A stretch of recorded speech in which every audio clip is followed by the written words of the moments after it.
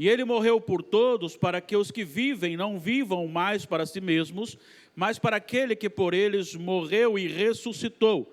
Assim que nós, daqui por diante, a ninguém conhecemos segundo a carne, e se antes conhecemos a Cristo segundo a carne, já agora não conhecemos deste modo. E assim, se alguém está em Cristo, é nova criatura. As coisas antigas já passaram, eis que se fizeram novas. Quero falar hoje sobre um amor que transforma. A amabilidade de algumas pessoas nos atrai.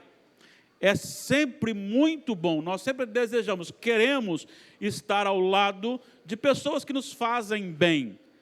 Isso é comum. Quando nós olhamos para a vida do apóstolo Paulo, nós encontramos um homem que tinha uma visão equivocada de Jesus e era um perseguidor de Jesus, e como perseguidor de Jesus, ele era temido por muitas pessoas, até o dia que foi tocado pelo próprio Jesus no caminho de Damasco, e ali aconteceu a sua conversão, e na sua conversão, ele passou de forma intensa a ser um proclamador do Evangelho, a ser um admoestador de igrejas, um confrontador de pecadores. E a sua força, o seu dinamismo, o seu vigor no viver o Evangelho, o seu radicalismo ali na sua vida, na maneira como ele se portava, levou pessoas a se tornarem inimigas dele e até mesmo crentes a não gostarem dele. Nós temos, por exemplo, uma pessoa que não era crente, que era governador da província romana da Judéia, que era Festo. Em Atos 26, 24, depois da exposição de Paulo diante das autoridades, ele diz: estás louco, por causa da mensagem proclamada diante daqueles homens. Mas ele não incomodava somente os inimigos do Evangelho, aqueles que estavam fora do Evangelho, mas ele também tratava e defendia e causava em próprios religiosos, grande revolta. E a igreja de Corinto tornou-se uma igreja muito difícil de ser pastoreada.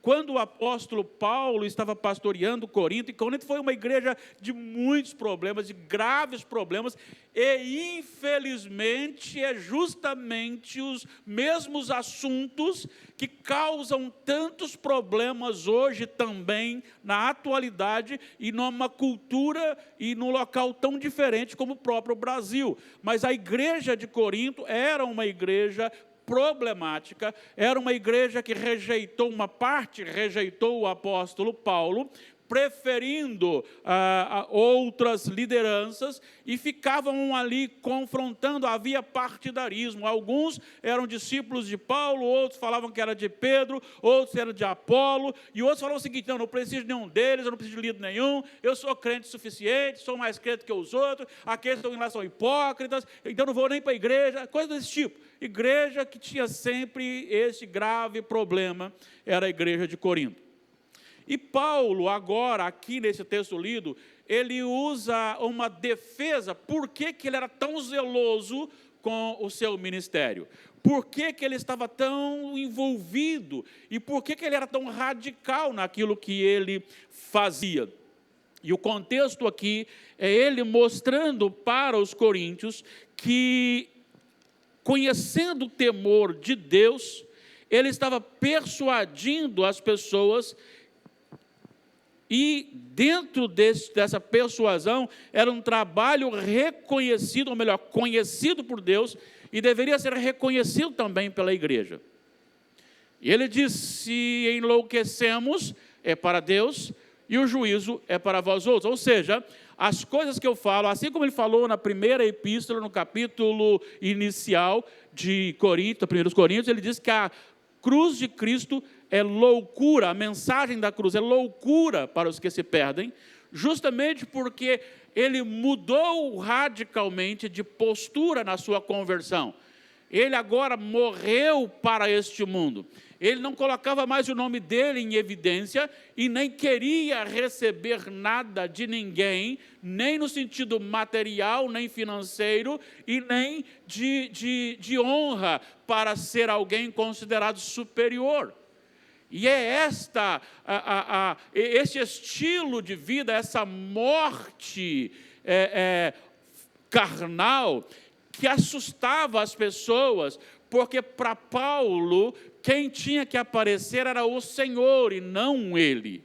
E agora, então, ele faz aqui, nos versículos 14 a 17, um apanhado doutrinário que muito me emociona e muito me confronta. E ele, então, vai tratar aqui de algumas ações importantes na conversão do homem, e eu quero destacar aqui duas lições específicas do nosso texto aqui.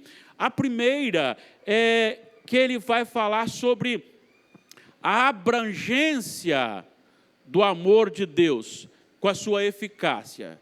O que o amor de Deus é capaz de fazer, não no sentido de realização, de transformação inicial, mas a abrangência disso.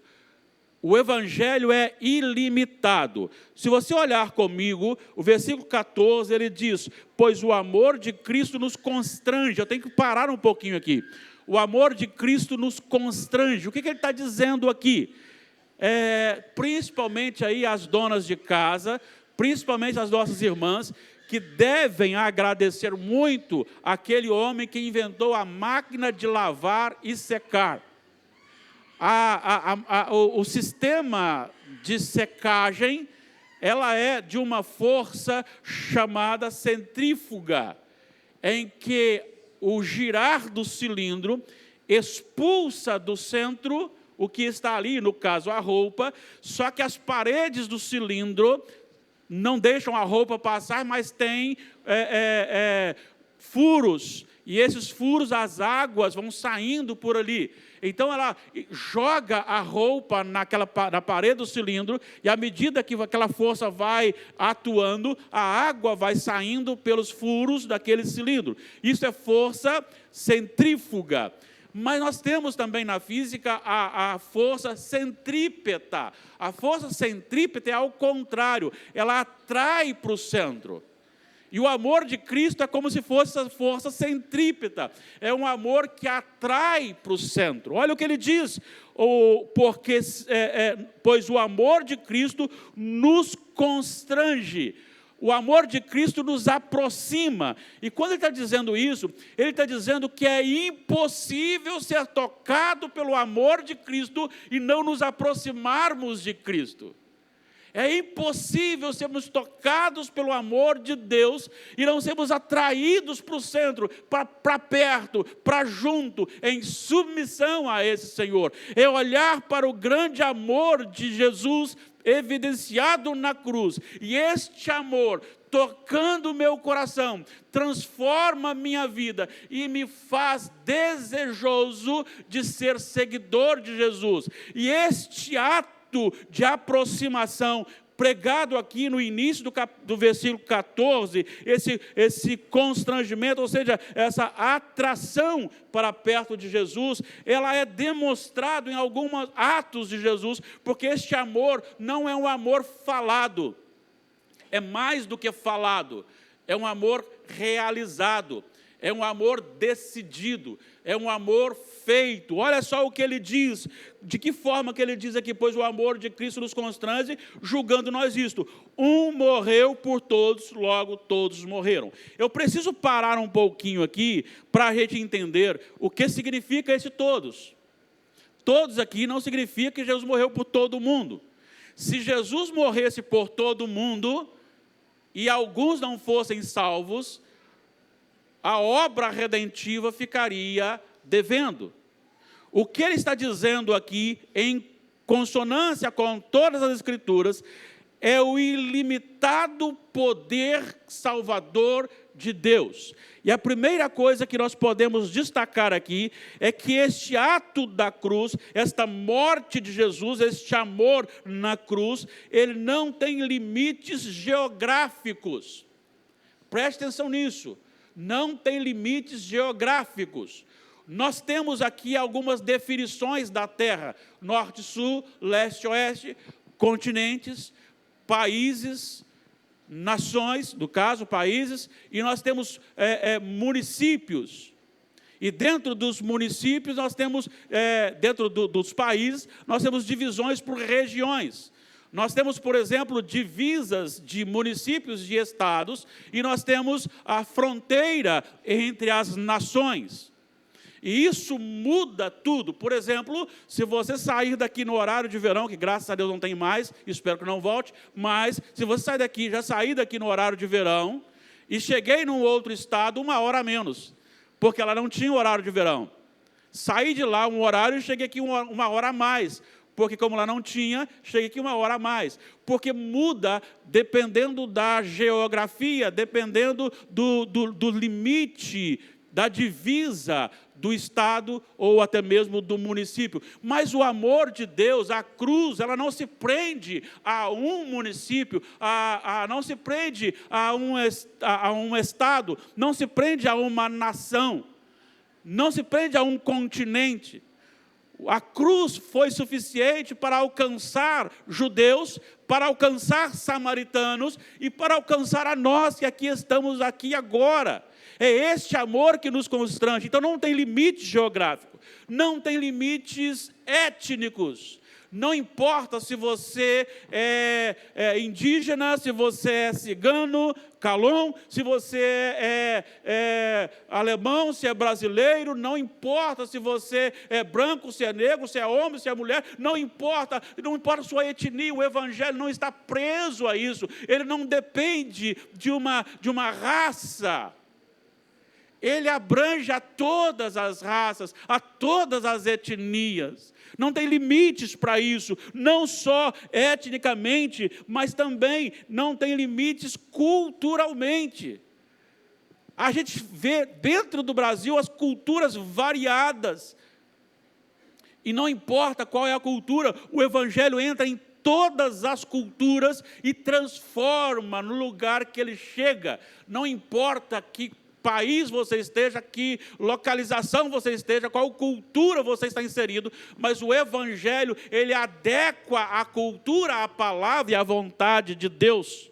Não apenas geográfica, étnica ou culturalmente, mas também cronologicamente. O sacrifício de Cristo na cruz foi suficiente para alcançar desde aquele que nasceu e creu, daquele que saiu do jardim, Adão e Eva, com seus filhos. Todos que creram na promessa receberam o benefício da crucificação de Jesus, como todos que viveram antes dele, no tempo dele, depois dele, e aqueles que ainda nascerão. Todo aquele que nele crê tenha a vida eterna. Isto é maravilhoso e é isto que fazia com que Paulo tornasse-se um radical no Evangelho por Jesus. Não importando em apanhar, não importando em ser preso, não importando nem mesmo em morrer por causa de Jesus, porque é este amor que passa as questões geográficas, étnicas, culturais e cronológicas. É este amor que constrange, é este amor que nos aproxima, é este amor que nos une. É este amor que nos faz viver na presença de Deus. É este amor que transforma. E é um amor que não é mais forçado, não é uma força operante de tal maneira que eu sou levado para lá à força. Porque o ato é de Deus. É 100% de Deus. Por mim mesmo eu não vou. Mas quando Ele opera no meu coração, a minha natureza muda, a minha vontade também muda. Os meus olhos são abertos e agora eu quero Jesus. Então eu sou aproximado de Jesus, porque este amor me atrai. E agora não vou mais à força, não vou renegando, não vou brigando, eu vou com alegria. E começo a brigar comigo mesmo. E aí tomo decisões de matar a minha própria vontade, quando essa vontade não está de acordo com a vontade de Deus. A abrangência eficaz do amor de Cristo nos constrange. Segunda parte é que Paulo fala da eficácia e da abrangência do resultado operante na vida da pessoa. Olha só agora para os versículos 16 e 17. Ele diz então, o 15 ainda fala, para que os que vivem não vivam mais para si mesmos, mas para aquele que por eles morreu e ressuscitou. Assim que nós, daqui por diante, a ninguém conhecemos segundo a carne. Se antes conhecemos Cristo segundo a carne, já agora não conhecemos deste modo. E assim, se alguém está em Cristo, é uma nova criatura. As coisas velhas se passaram, e eis que tudo se fez novo. Olhe só o versículo 15, ele fala da finalidade da obra de Cristo na cruz. Para que os que vivem, vivam agora para Jesus. Essa é a finalidade.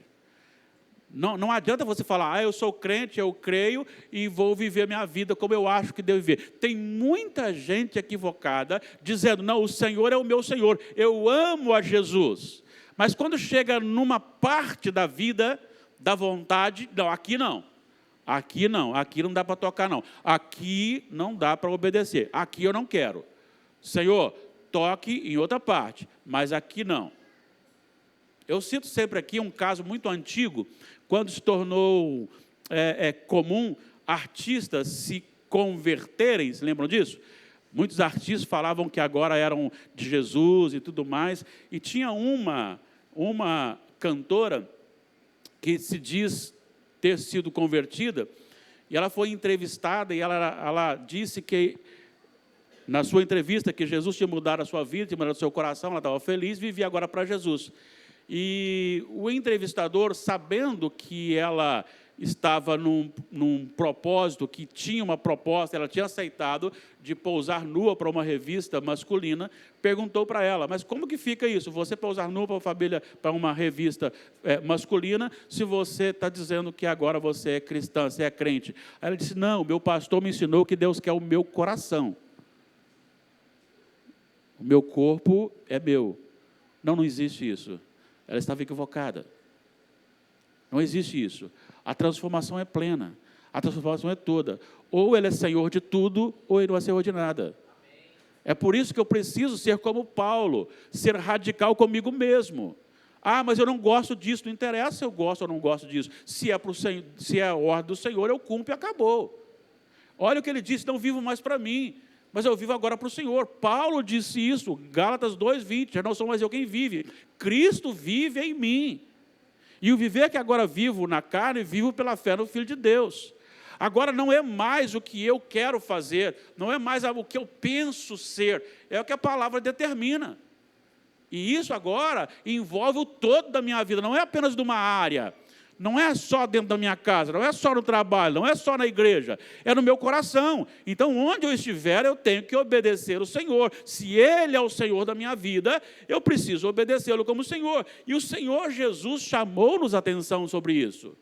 Está lembrado de Lucas, capítulo 6, versículo 46, o que ele disse? Por que me chamais Senhor, Senhor, e não fazeis o que eu vos mando? E aí ele diz, quem ouve e obedece é como aquele homem que construiu sua casa sobre a rocha. Mas quem ouve e não obedece é como aquele que construiu sua casa na areia. Vindo a tempestade, foi grande a ruína. Ele também disse, João registrou, que se vocês me amam, então vocês obedecem o meu mandamento. Aquele que me ama, obedece os meus mandamentos. Então é uma incoerência dizer que eu amo a Jesus, que Ele é o meu Senhor, e eu não ser transformado. Eu posso ter quedas, eu posso ter problemas na vida, mas viver no pecado eu não posso. Então ele está dizendo que agora eu tenho que viver para o Senhor, essa é a finalidade, para que eu viva para Jesus, eu viva para a glória de Deus, para que as pessoas me vejam. Olha o que Jesus disse em Mateus capítulo 5, versículo 16. Assim brilha a vossa luz diante dos homens, para que vejam as vossas boas obras e glorifiquem a Deus, ao vosso Pai, que está nos céus. Então a minha vida agora, como Paulo disse aos Romanos capítulo 12, se tornou um sacrifício vivo, em que a vontade de Deus permanece dirigindo a minha vida. E agora ele fala no versículo 16, dentro dessa transformação, a maneira que você deve ver todas as coisas. Preste atenção agora no versículo 16. Assim que nós, daqui por diante, a ninguém conhecemos segundo a carne. O que ele está dizendo? Ele está dizendo que a partir do momento que a obra redentora, aplicada pelo Espírito Santo, entra no meu e no seu coração, transformando a minha natureza, eu deixo de ver as pessoas com a visão carnal, humana simplesmente. E eu começo agora a olhar para as pessoas e circunstâncias como parâmetro do céu. Vamos pensar aqui. Quando nós olhamos para os acontecimentos atuais, a maneira como as pessoas querem destruir os princípios estabelecidos por Deus, seja na família e na sociedade. Eu olho para isso, eu renego isso, eu prego contra isso e digo que esses que estão envolvidos nisso prestarão contas diante do Senhor no último dia. No entanto, eu sei que acontecerão, as coisas acontecerão, porque a palavra de Deus diz, e eu sei que nenhum governo, seja ele municipal, estadual ou federal, está lá fora do propósito de Deus. Até mesmo aqueles que lutam contra os princípios de Deus. Porque o Senhor estabelece e usa, deixando que o mal, o homem mau, execute o que está no seu coração, para que se cumpra as Escrituras Sagradas. No entanto, Deus não instiga as realizações. Ele apenas deixa, libera o homem, e o homem faz o que está no seu coração. Romanos capítulo 1, versículos 24, 26 e 28, por causa disso, entregou Deus o homem à sua própria paixão. Eu olho agora sabendo que Deus não perdeu o controle da nossa vida, da nossa história. E que quando as pessoas se levantam e parecem vencer o sistema e os princípios bíblicos, eu me recorro ao Salmo 2, ri-se deles o Senhor zomba deles. Porque tudo está nas mãos do Senhor. Então, quando algo vem sobre mim e me causa males, eu estou vendo as ações que estão contra mim, também como algo vindo de uma pessoa ou de coisas, mas ao mesmo tempo eu vejo um propósito de Deus, que talvez não seja um propósito tão claro, mas a finalidade eu sei, é me tornar mais parecido com Jesus. É só você estudar Romanos 8, a partir do 28.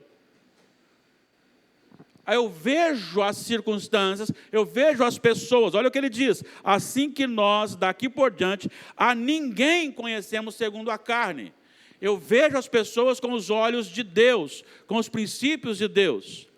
Mas não só vejo as pessoas com princípios de Deus, mas vejo também o próprio Senhor Jesus. Quando Paulo fala nisso, é porque ele olhava para Jesus e via Jesus como um inimigo de Deus. Por isso ele o perseguia. Até o momento que ele foi tocado e transformado e passou a ver Jesus como Filho de Deus, como Cristo, o Salvador, o Senhor, o mediador único. Então ele abriu os olhos, ele está dizendo que o amor de Deus, a cruz de Cristo, não só invade todas as culturas, todos os países, povos, línguas, nações, mas também é capaz de transformar, de abrir os meus olhos, para que eu entenda, contemple e veja as circunstâncias como todas sob o domínio e propósito de Deus. E aí eu tenho uma postura diferente. Uma postura diferente. A primeira postura que eu tenho quando isso acontece é olhar para mim mesmo. Por que Deus está permitindo que alguém ou alguma coisa se levante contra mim? Será que eu estou em pecado e preciso confessar o meu pecado? Além de olhar para mim mesmo, eu vou olhar para aqueles que estão junto comigo. O que eu posso ajudar a fazer para melhorar? Em que área nós temos que melhorar? Será que a igreja não está parecendo-se com o Senhor Jesus? Então, por isso acontecem coisas. Então, eu olho não mais simplesmente para o ofensor. Vou registrar novamente. O ofensor continua sendo ofensor e terá que responder diante de Deus pelo seu pecado cometido. Mas eu olho isso como algo para o meu benefício que glorifica a Deus. Olha o que ele diz. Que diremos, pois, à vista dessas coisas? Se Deus é por nós, quem será contra nós? Quem tentará acusação contra os eleitos de Deus? É Deus que os justifica. Quem os condenará? É Cristo Jesus que morreu antes, que ressuscitou, está à direita de Deus, o Pai, e intercede por nós. Quem nos separará do amor de Cristo? Tribulação, angústia, tristeza, espada, fome, nudez, altura, profundidade, largura. Em todas essas coisas somos mais que vencedores por meio daquele que nos amou. Amém. Nem a morte poderá nos separar do amor de Deus que está em Cristo Jesus, nosso Senhor. Poderes, todos os problemas, tudo isso, quando você está em Jesus, você tem uma visão, claro que não é gostoso passar por isso, mas tem uma visão de que isso veio como permissão de Deus, como ação de Deus, usando muitas vezes a maldade do homem, para que você seja lapidado, formado à imagem do seu Filho Jesus Cristo. Porque a finalidade de tudo é a glória de Deus. E aí ele então encerra dizendo assim, e assim se alguém está em Cristo, é nova criatura, é nova criação, nasceu de novo, foi criado de novo. Quando há uma conversão, essa conversão significa que aquela pessoa começou a viver espiritualmente. E ele começou a viver dentro do parâmetro celestial, não material, não carnal. É por isso que nós vemos as circunstâncias com olhos diferentes. É por isso que nós vemos os acontecimentos com uma visão totalmente diferente daquilo que nós podíamos ver anteriormente. Quando nós olhamos para Jesus, e talvez seja a pergunta de muitas pessoas que não conhecem Jesus, se Ele é Deus, então por que Ele se deixou morrer na cruz do Calvário? Se Ele é Deus, por que Ele não matou os seus inimigos? Se Ele é Deus, por que Ele submeteu a tudo isso? Porque não sabe o propósito da cruz. Mas nós sabemos o propósito da cruz. É para que o Evangelho chegasse até aqui, num povo misto, de várias nações, e que estaremos junto com o Senhor, no final, reunidos com tribos, povos, línguas e nações diferentes, sob o mesmo domínio, com a mesma linguagem, com a mesma adoração, diante do mesmo Deus, diante do Cordeiro que está vivo. Esta é a bênção da salvação. Este é o amor que nos transformou. Este é o amor que pode nos transformar. Agora, diante disso, a pergunta é, o que você tem feito? Como é que você tem vivido? Quem manda em você? O amor de Cristo lhe atrai ou lhe afasta? Só dá uma olhadinha, quantas vezes na semana você lê a Bíblia? Só dá uma olhadinha no tempo que você gasta na sua devocional, com leitura bíblica, com oração.